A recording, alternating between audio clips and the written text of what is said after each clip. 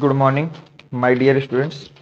आज की इस क्लास में हम लोग फिजिक्स का एक very very most important derivation को करने जा रहे हैं, जो आपके यूपी बोर्ड में बेटा 2002, 2007, 2013, 18, 22, 23 में 5 मार्क्स का पूछा गया था।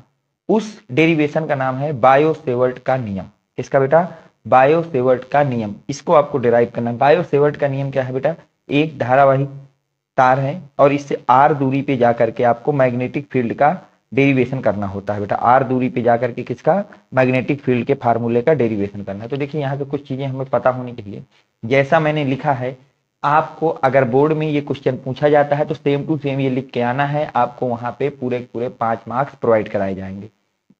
ये बात आपको जब मैग्नेटिज्म या चुंबकत्व को पढ़ाया जाता है स्कूलों में तो समझा दिया जाता है बेटा कि जब किसी चालक तार में धारा प्रवाहित की जाती है, जब किसी भी चालक तार में धारा को प्रवाहित की जाती है तो उसके चारों ओर चुंबकीय क्षेत्र उत्पन्न हो जाता है। तो उसके चारों ओर क्या होता है बेटा? एक चुंबकीय क्षेत्र उत्पन्न हो जाता है। ठीक है, ये बात आपको पता होनी चाहिए कि कहीं पे भी अगर आपने धारा प्रवाहित की है तो उसके चारों तरफ एक चुंबकीय क्षेत्र उत्पन्न हो जाएगा। फ्रांस के वैज्ञानिक थे बायो तथा सेवर्ट ने सन 1820 ईस्वी में, कब बेटा? सन 1820 ईस्वी में धारावाही चालकों द्वारा उत्पन्न क्षेत्रों का अध्ययन किया था। फ्रांस के 2 वैज्ञानिक थे, एक बायो और एक बेटा सेवर्ट। इन दोनों ने क्या किया था? सन 1820 ईस्वी में किसी भी धारावाही चालक पर उत्पन्न जो विद्युत क्षेत्र होता है उसका अध्ययन किया था, विद्युत क्षेत्र और चुंबकीय क्षेत्रों का। तो बायो सेवर्ट के अनुसार किसी धारावाही चालक का लघु अव्यय जो डेल एल होगा, लघु अव्यय का मतलब जैसे बेटा आपका ये धारावाही है, अब इसमें आई करंट जा रही, तो हमने इतना पार्ट को इसके लिया है स्टडी करने के लिए, ये पार्ट, तो इसको मान लिया बेटा डेल एल। क्या मान लिया बेटा? Del l. ये लघु अवयव हो जाएगा। के द्वारा उत्पन्न चुंबकीय क्षेत्र बिंदु पी पर, कहां पर बेटा? मान लिया इस तार से आर दूरी पे कोई पॉइंट पी है। कितनी दूरी बेटा? आर दूरी पे। तो यहां पर जो बिंदु पी पर स्थित चुंबकीय क्षेत्र की तीव्रता, अब इस बिंदु पर जो चुंबकीय क्षेत्र आएगी इसकी तीव्रता निम्न कारकों पर निर्भर करती है। किसमें बेटा? निम्न कारकों पर निर्भर करती है।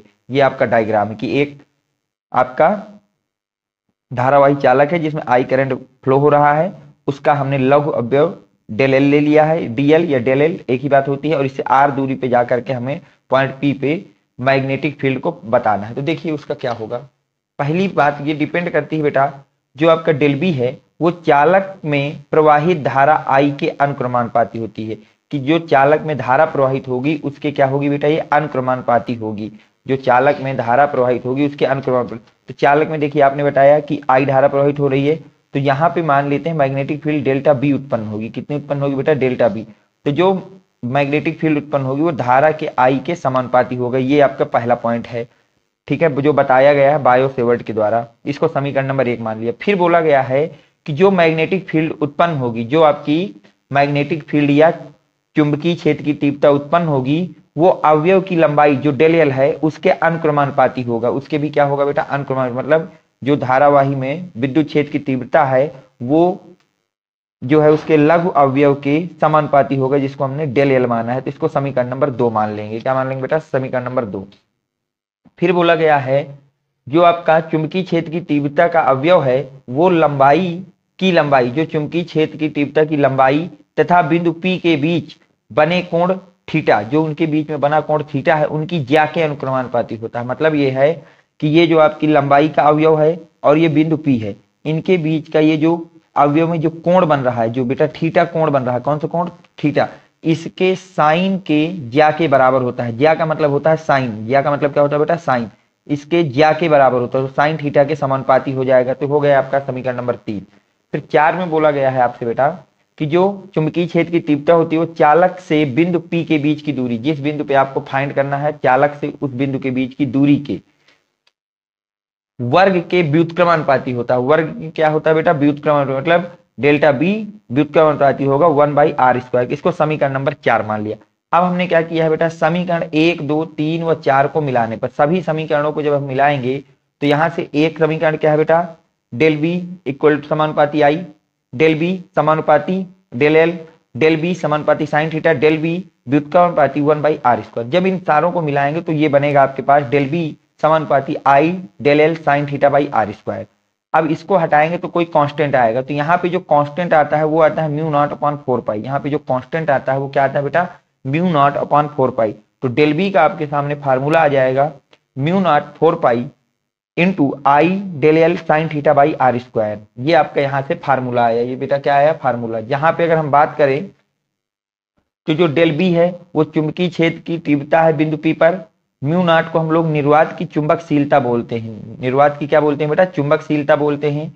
म्यू नॉट अपान 4 पाई एक नीतांक है जिसका मान होता है 10 की घाते -7 न्यूटन पर एम्पियर स्क्वायर। न्यूटन पर एम्पियर स्क्वायर क्या होता है बेटा, न्यूटन पर एम्पियर स्क्वायर, जिसका मान कितना होता है न्यूटन पर एम्पियर स्क्वायर।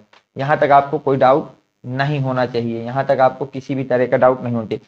यहाँ पे अगर हम केवल म्यू नॉट की वैल्यू निकाले तो हो जाएगी 4 पाई इंटू 10⁻⁷ न्यूटन पर एम्पियर स्क्वायर। म्यू नॉट के मात्रक को याद रखना बेटा, कई बार आपसे पूछा जाता है डायरेक्ट 1 नंबर के बहुविकल्पी में। तो म्यू नॉट का जो मात्रक होता है वो होता है किलोग्राम मीटर सेकेंड की पावर -2 एम्पियर की पावर -2। अब म्यू नॉट अपॉन 2 पाई का मान होता है 2 इंटू 10⁻⁷ न्यूटन पर एम्पियर स्क्वायर। तो ये आपका very most important bio Savart नियम का पूरा मैंने डेरिवेशन करा दिया है। उम्मीद करता हूं कि ये डेरिवेशन आपके समझ में आ गया होगा। इस डेरिवेशन को देखिए, इसमें कोई बहुत बड़ी बात नहीं, आप कहते हो तो मैं एक बार और इसको आपको समझा देता हूं थोड़ा सा रफली स्टाइल में। देखिए बेटा, ये आपकी कोई धारावाही है, इसमें आई करंट बह रही है, इसका हमने स्मॉल एलिमेंट डीएल लिया है। क्या लिया है बेटा, डीएल। और इससे पॉइंट पी पर आर दूरी पर जाकर के एक पॉइंट पी लिया है। यहाँ पे मैग्नेटिक फील्ड बताना, मान लेते हैं बी है। तो बोला गया है बायो सेवर्ट के अनुसार कि जो मैग्नेटिक फील्ड होती है वो धारावाही में प्रवाहित धारा के समानुपाती होती है। धारावाही में जो आपने लंबाई का अवयव लिया है उसके समानुपाती होती है।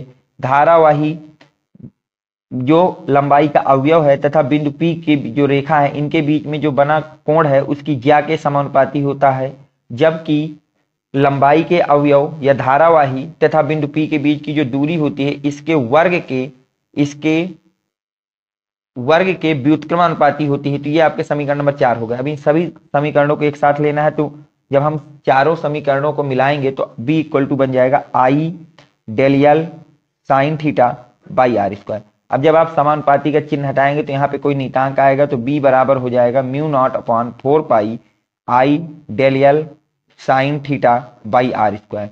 तो ये आपका डेरिवेशन है बायो सेवर्ट लॉ का। तो इस तरह से आपको रफली याद होना चाहिए। और लिखना कैसे, मैंने आपको पूरा हैंड रिटन नोट्स के द्वारा समझा दिया है कि इस तरह से अगर बोर्ड में आएगा तो आपको इतनी कहानी लिखनी है और फिर इसको डेरिवेशन को प्रूव कर देना है। अगर आप इतना यहाँ करते हैं तो आपको वहाँ बोर्ड की तरफ से पूरे के पूरे 5 मार्क्स प्रोवाइड कराए जाएंगे। उम्मीद करता हूँ कि ये वीडियो आपको पसंद आया है। अगर वीडियो आपको पसंद आया है तो वीडियो को लाइक करें, चैनल को सब्सक्राइब करें और अपने फ्रेंड सर्कल में ज़्यादा से ज़्यादा लोगों तक शेयर करें। Thanks for watching. Next video coming soon.